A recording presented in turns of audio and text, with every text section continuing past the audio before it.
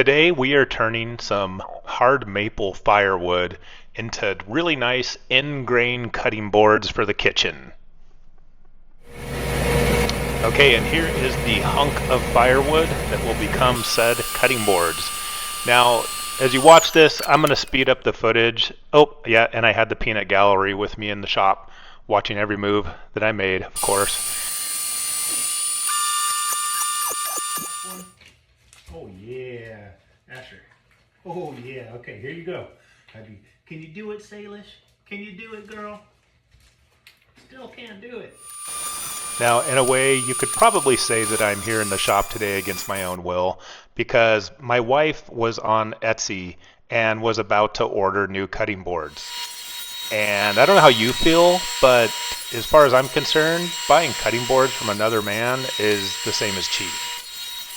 Anyways, so what you see me doing here is making slats that I can turn into the end grain side of the cutting board. You never want to make a cutting board with the face of the wood because your knife will cut into it, it'll split it, it makes big gouges and grooves that can get bacteria.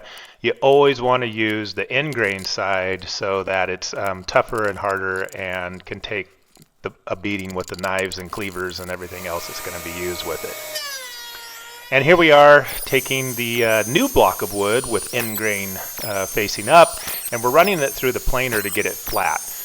You also saw me earlier run it on the joiner to get it square, and of course I've got to take it to the bandsaw and round those corners off. I was being a little bit lazy here because I didn't change my blade, but I took it over to the router table and did a flush trim bit to make that perfect. And about 80% of woodworking is sanding. So a machine like this really helps with that. It cuts the time down a little bit anyways. It's still, I think, just as boring.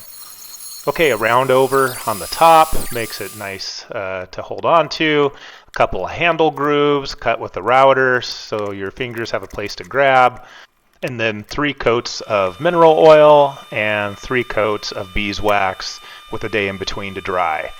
And you got to have the little grippy feet so it doesn't move on the counter. Okay, so that was just, a quick down and dirty cutting board. Here's how it looks like when it's all done. It'll actually continue to lighten up in color a little bit as that beeswax and oil soaks into the wood. But, this is hard maple with some walnut stripes in there. Handholds. This is a vegetable and cheese cutting board, so there's no drip tray. Vegetable and cheese cutting board. So nice, lightweight, easy size. Like if you're going to have, cheese and crackers, you could use it as a charcuterie board. And then off camera, I also made a larger meat board. So this one has the drip tray in it so that the blood and juices don't drip all over. They get caught in here. All right, let's try again. Luna, nice one, Loon.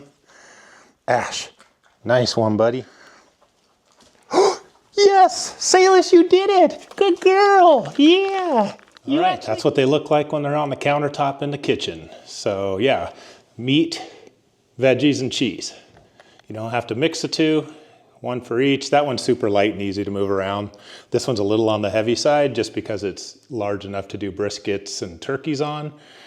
But yeah, there we go.